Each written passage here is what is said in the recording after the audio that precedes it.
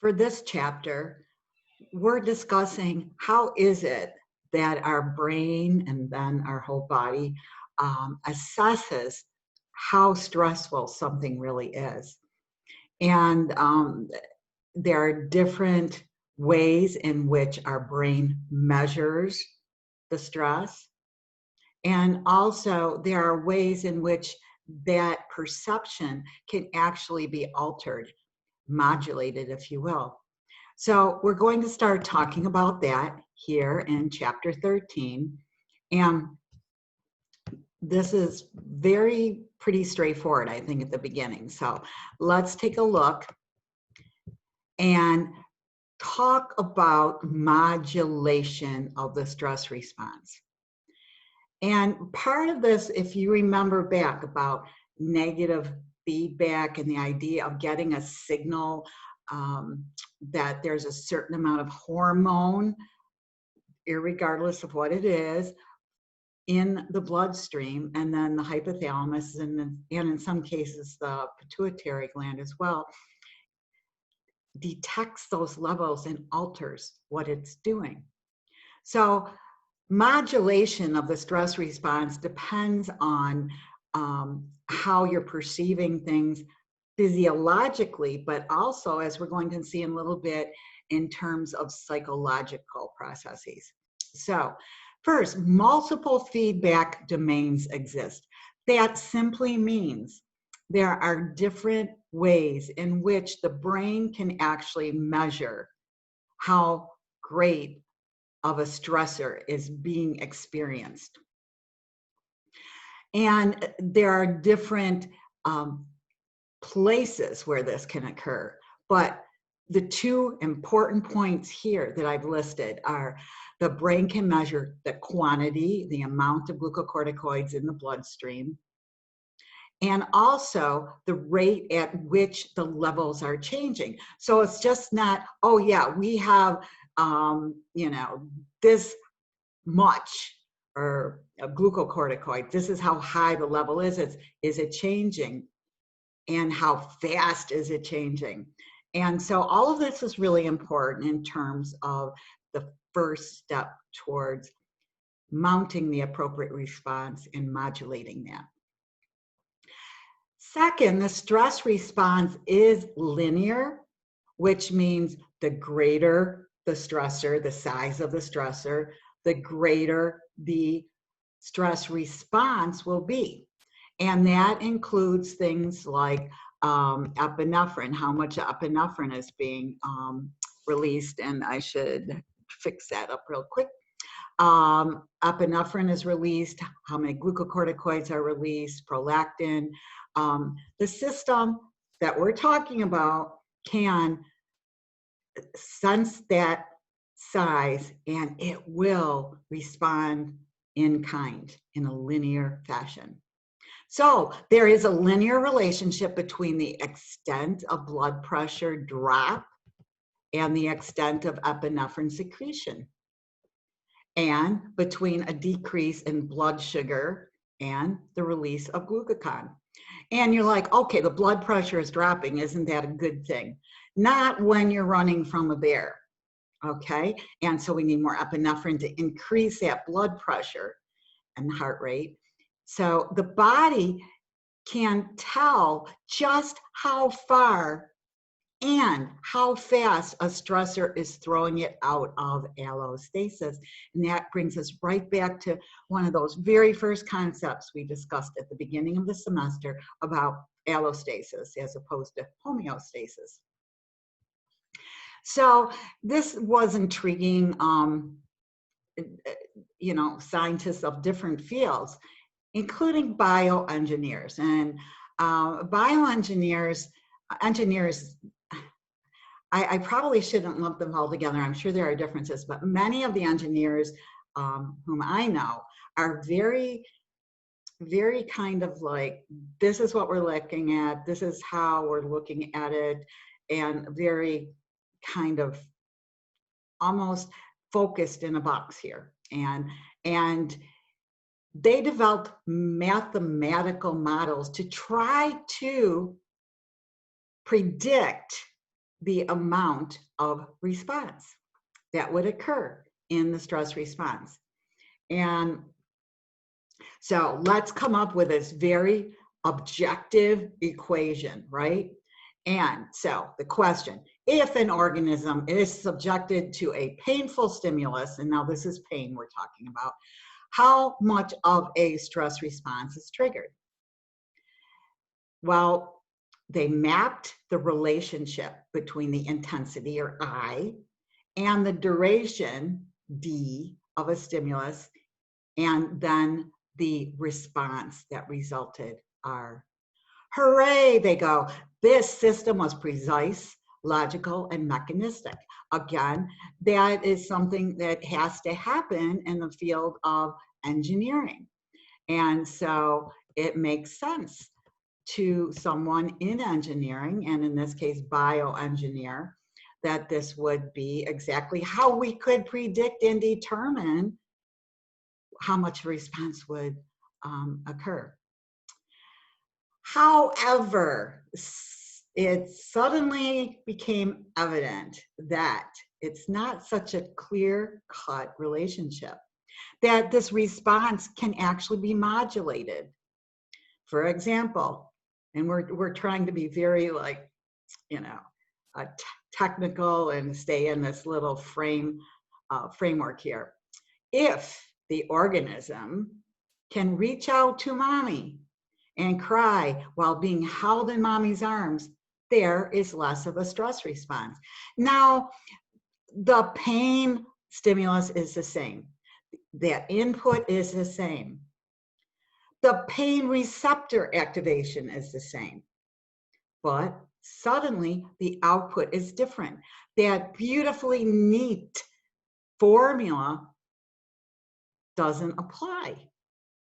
And that is because suddenly the perception of the stressor is different.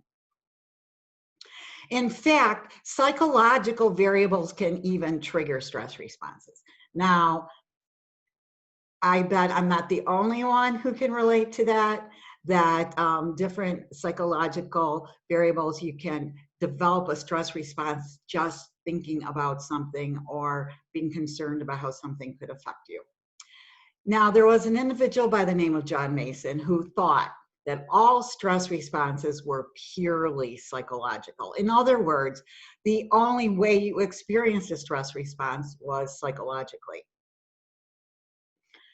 So what that would mean, I want you to take a minute and think about this. That would mean if you're not able to think or be conscious of the stressor, you would not mount a physiological stress response.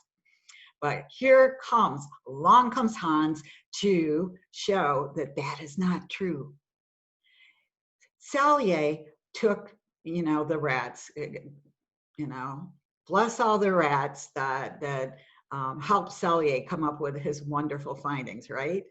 But he took an anesthetized animal, like an animal, gave it an injection, a heavy anesthesia, animal was out. Animal wasn't going, oh my gosh, the lights are too bright. Oh my gosh, there's so much noise.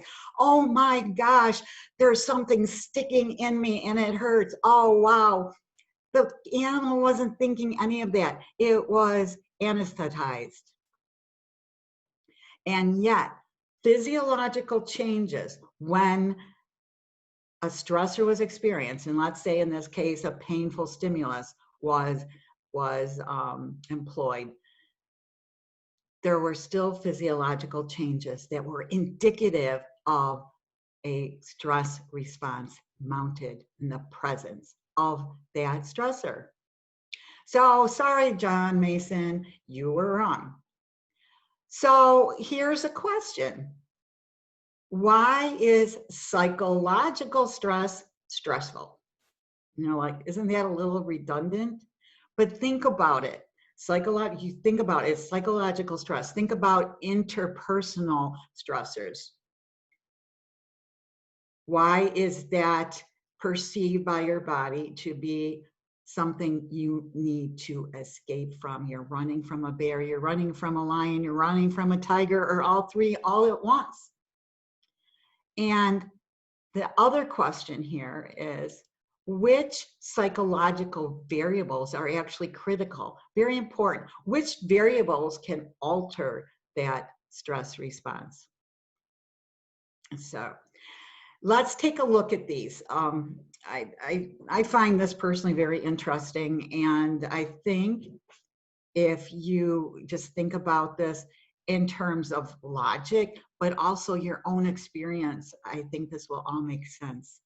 So, psychological variables that are involved in modulating the stress response.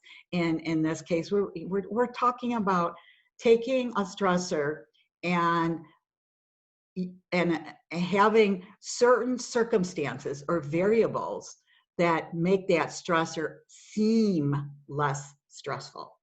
And therefore, you're going to mount less of a stress response. So let's take Weiss. I know German Weiss did a rat study in which a rat receives foot shocks. Okay. And of course, after receiving a bunch of them, developed a prolonged stress response. And this goes on, and you end up with an increased incidence of ulcers, okay? And I'm actually altering this a little bit as we move along through. Thank you. So now, another rat there receives identical foot shocks, the same amplitude, the same amount, the same number, the whole 9 yards. But he has a little block of wood right there. And if you know anything about rats, you know they gnaw on things. So he has wood to gnaw on. And when they looked at the results of that stress, they found there were fewer ulcers than in the rat who didn't have the outlet for frustration. And that's what we're talking about, an outlet for frustration. You could give them a running wheel to run on, run. I mean, this is actually something that many of us employ when you're stressed or whatever. You feel better after you run, or you do something in which you can like take energy and displace it, if you will. But in these rats aren't like going, oh, I'm going to trick the experimenter. I'm going to pretend that if I have something to chew on, because I believe that if I have an outlet for frustration, I'm not going to be so stressed. No, these rats were just doing their normal thing, and the results of the stress were able to be assessed not subjectively, but objectively.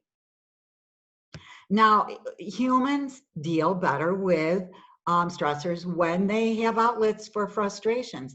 And in many cases, humans can even imagine their outlets. And this is something, sometimes, we have different forms of meditation and things like that. So we can actually imagine outlets. And also, there is a variant on this where it's actually stress-induced displacement of aggression, which is actually a way of having an outlet for your frustration, right? But in this case, you're taking it out on somebody else, and that makes it a little bit better for you. Stress in a Weiss rat study was shown to be minimized if the rat that had been stressed or was being stressed can run over to another rat and bite it. Nice, right? But this is common in primates. We'll see this in many of the primates. There's a male baboon example in your Sapolsky book, but you will see this. You only have to watch a couple of nature programs and watch like primates, baboon type troops, and watch what happens and how they can take out their frustration, their stress on another. And that leads me to the sports. I have question marks after it, because I just thought this actually is something that happens very frequently. If you've never played a team sport, you may not be aware of this, but in playing team sports, lots of times, if you are stressed or you're injured or you're frustrated and you actually will take that out on another player, hopefully on the other team, right? And that is a way to kind of put a pressure valve, if you will, open it up and let a little of that out. So just think about cases and examples that you might have experienced or that you recall or you've observed in which this is happening. So at the bottom here, number 4, I have note how similar humans and rats are, okay? In their eating and their drinking and their running and their aggression. So lots of times an outlet for frustration is what? Eating, right? Or drinking, and not necessarily Diet Pepsi. Running, I mentioned a moment ago, a rat or a mouse may get on a running wheel, and that's one way that it can kind of release some of that frustration and stress. And aggression, the last one, is obvious. Okay. The second psychological variable is social support networks. These are super important, and this is mostly observed in primates. So when you look at baboons out in their troop, and you get their glucocorticoid levels, and you can do this. It doesn't necessarily mean you're going to do blood draws. You can actually analyze the amount of glucocorticoids in feces, urine, but baboons is probably easier to get the feces. So if you look at all of them across the group, the glucocorticoid levels are most elevated in those baboons who are very low in rank. They're at the bottom, okay? But if there is an unstable dominance hierarchy, nobody's exactly sure who is top baboon, alpha, who comes after that, and who are the ones that are vying for position, instability, an unstable dominance hierarchy, then everybody in the group has elevated glucocorticoid levels. Now, so where does the social support network come into? If you are a male baboon with a lot of friends, that seems to modulate those levels of glucocorticoids to a certain level that's less than those who don't have a lot of friends. And you can observe this. You can observe friendships among these if you are, doing, the observations for a group, and you get to know the animals in that group.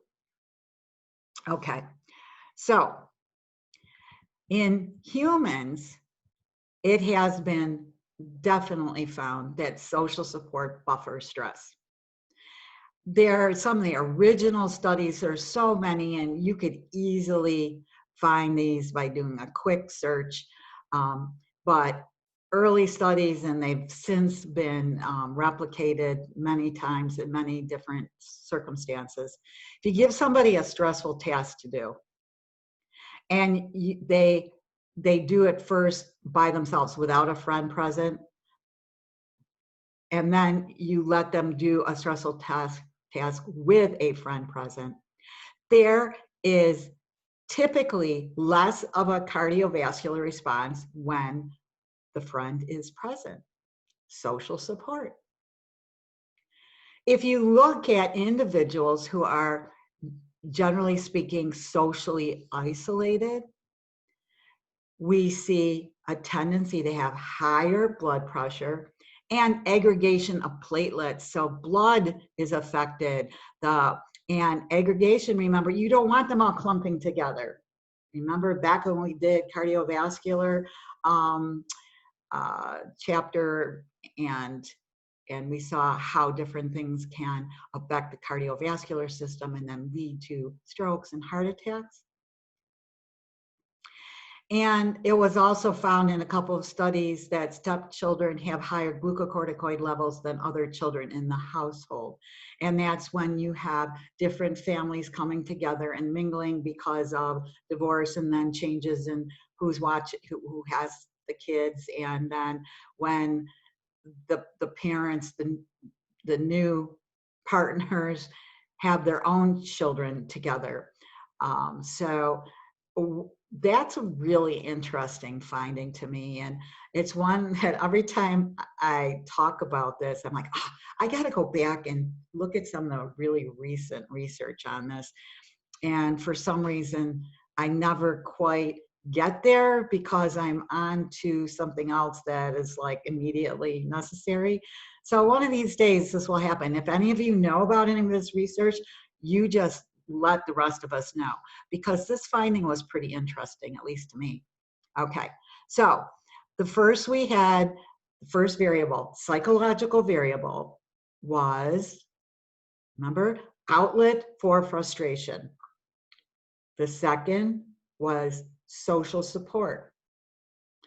Third is predictability. Again, good old Weiss, Dr. Weiss comes along. And just losing predictability is a psychological stressor. When you can predict something that's going to happen, it basically, most of the time, I will not say always, because I don't believe it's always, but generally speaking, it will result in less of a psychological stressful indicator. And so if you have more higher levels of glucocorticoids in a rat if you deliver its food in an unpredictable manner. Now I can say I lived in the basement, Park Hall, UB, for 4 years essentially. And I spent a lot of times, if not in the surgical suite, in the testing rooms, spent a lot of time with rats. And I knew how they were fed. And at a certain time, there was an animal caretaker who would come and dispense food in their little food dispensers and give them fresh water, the whole 9 yards. And it was very predictable. But now, let's take that situation, take the food dispensers away, and it's like, oh, today I'm coming in at 2 p.m. Here, have some food.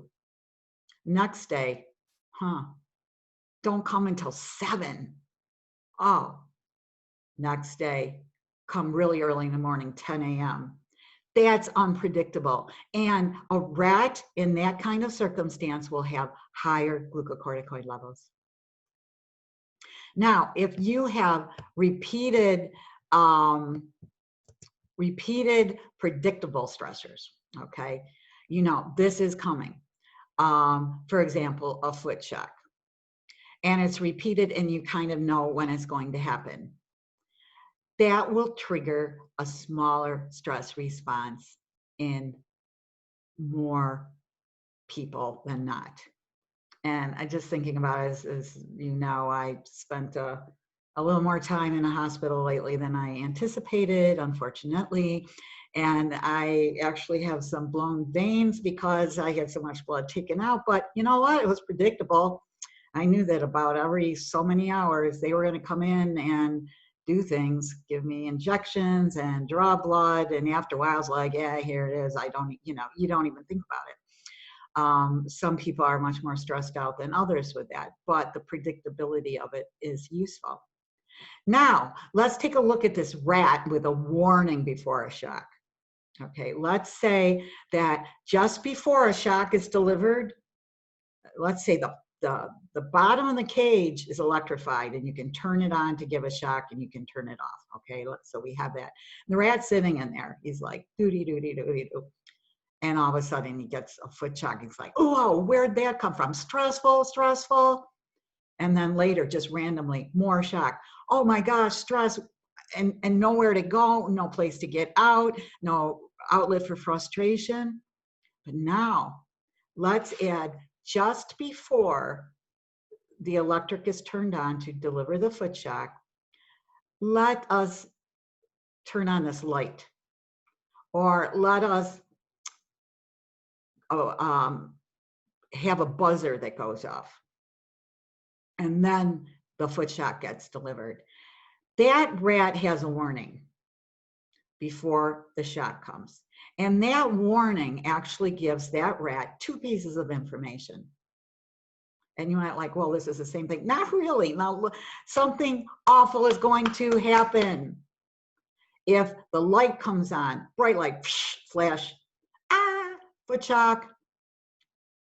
But the rat knows something awful is going to happen. But if the light isn't coming on, the rat knows something awful is not going to happen right now.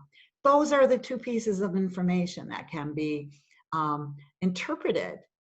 So a warning that enables some predictability. People with lower rates of stressors can actually have higher incidence of stress-related disease. And you can look around at different people you know, and my bet is that you can actually identify some people who fall into this category. This was something that Sapolsky had in his book, and I hope you don't mind me like really pulling a lot of stuff that Sapolsky puts in and basically highlighting it and expanding it and talking about it, because I just feel that's going to help get that, you know, really well learned and making sense. I'm hoping anyway. The sad state of affairs when the Nazis were doing devastating things in all areas of the world.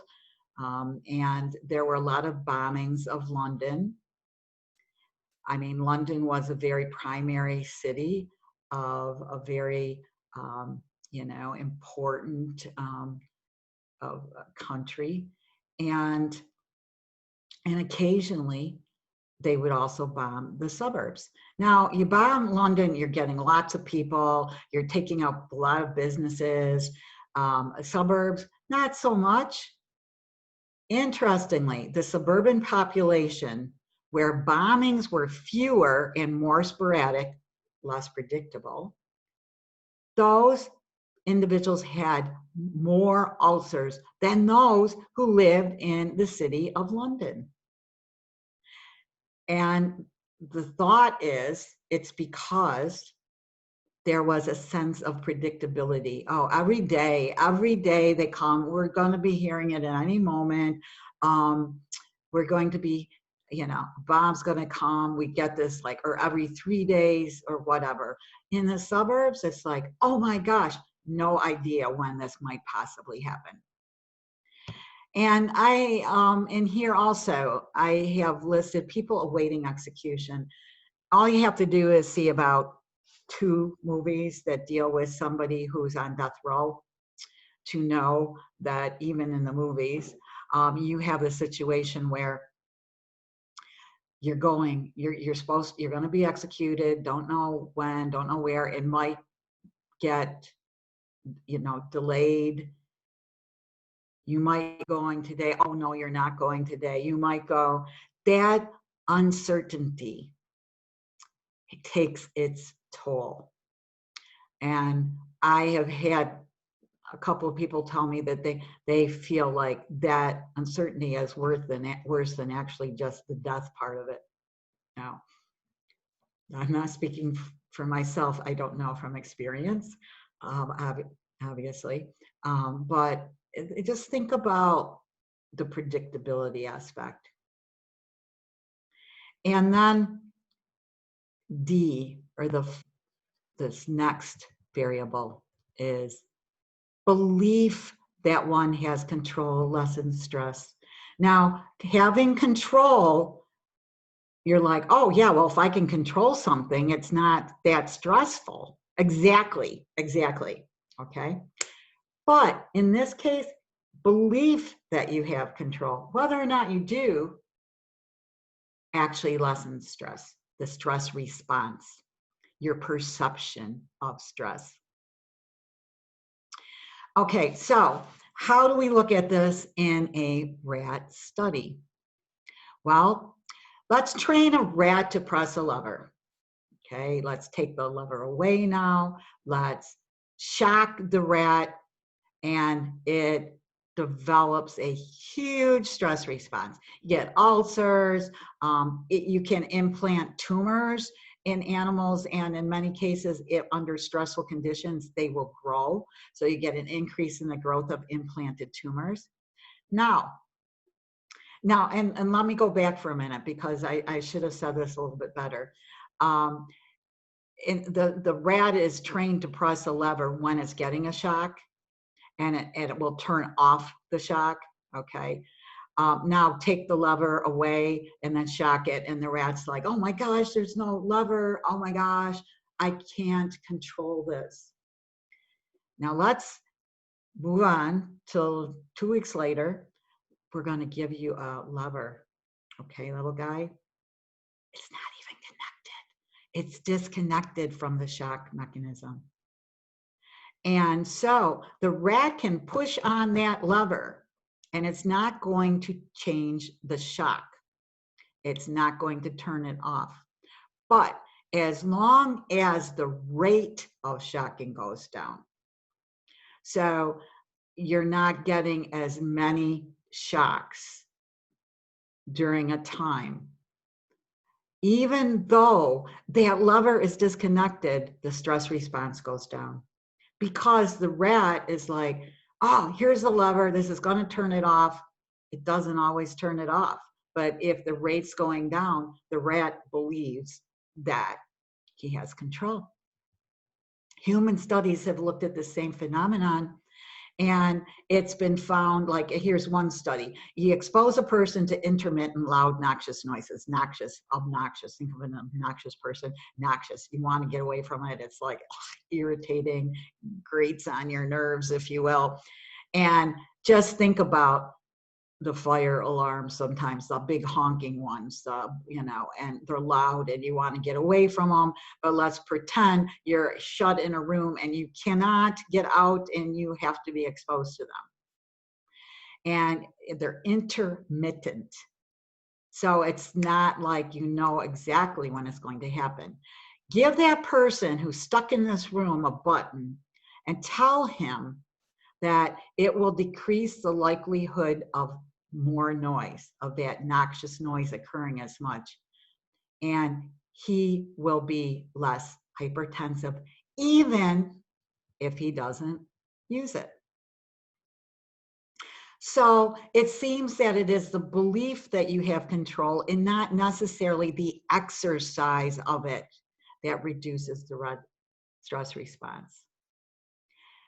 Next, I have here indicated by E. The perception of the events makes a difference as well. That is another modulating factor.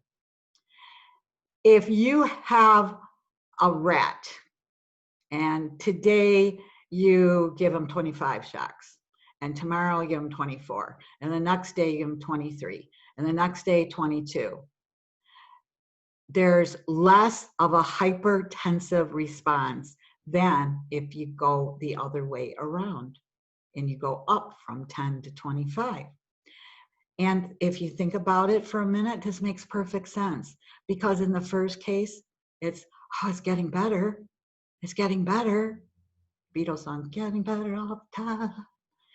Some of you probably don't know that. Anyway, less hypertension in that case. Now, every day there's a little more. It's going, oh my gosh, it's getting worse. It's getting worse. It's getting worse. It's getting worse. More of a stress response. Baboons who are in an unstable group will have differences depending on whether they are dropping in their ranking or rising in their ranking.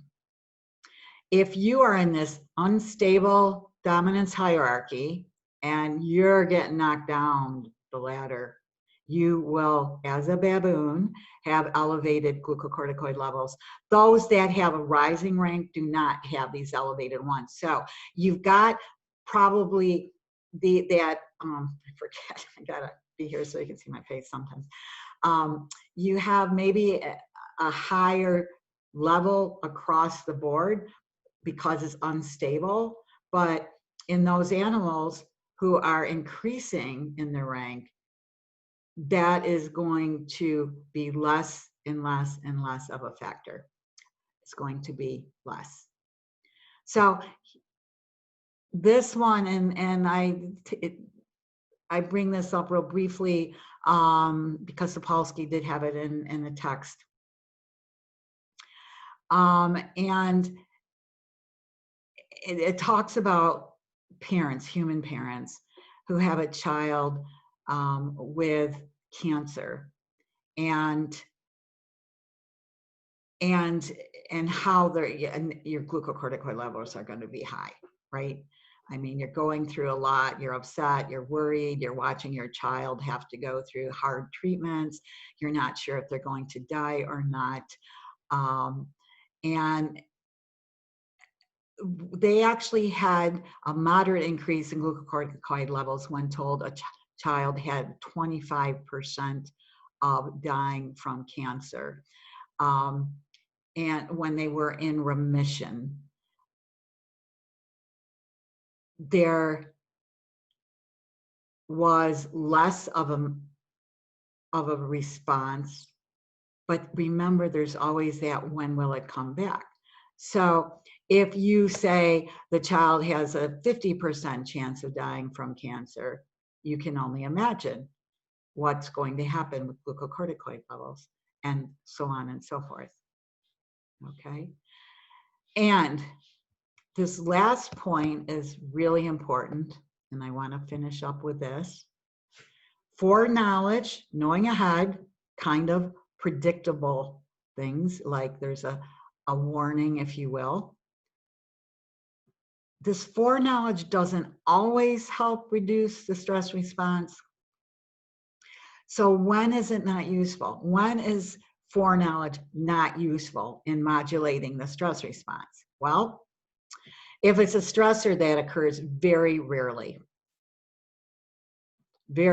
hardly ever, the warning isn't very effective.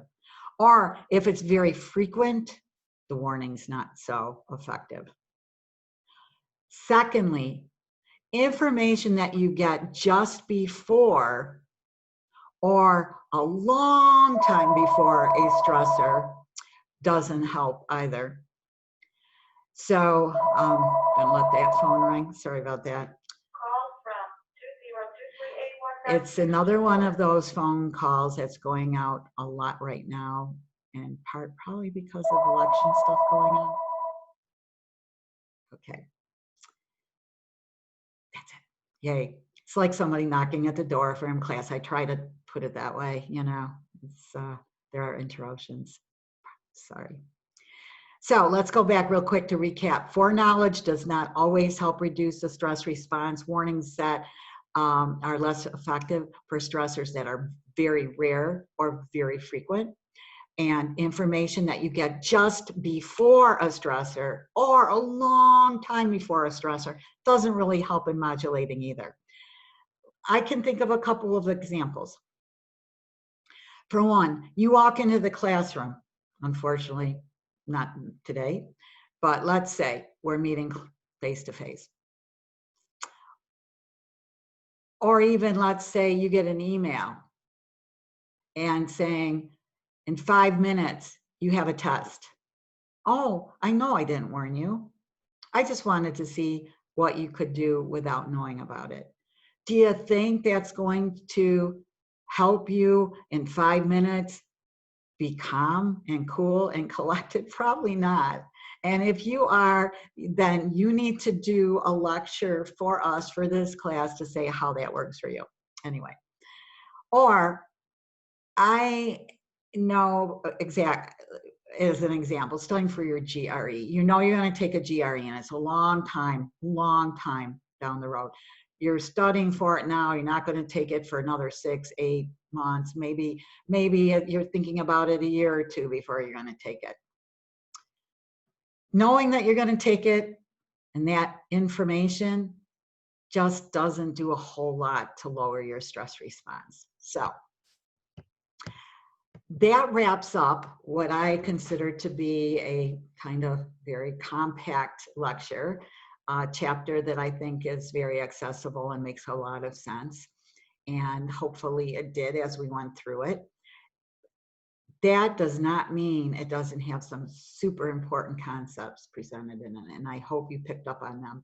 Make sure that you know how your brain actually comes up with how much stress you are, the linear effects, that there's different domains that you can, your brain can see, it can tell, I should say, how fast glucocorticoids or some other hormone levels are changing, how high those levels are. And the other thing that's really important for this chapter is to go through and make sure you're very comfortable with the different psychological variables that can actually modulate the stress response. And in some cases, we can work on that in our own lives and personally to help us. And so hopefully some of this information is going to be useful for you at a practical level as well. And if nothing else, understanding yourself and other people maybe a little bit better in the face of stress. So that concludes this chapter, chapter 13.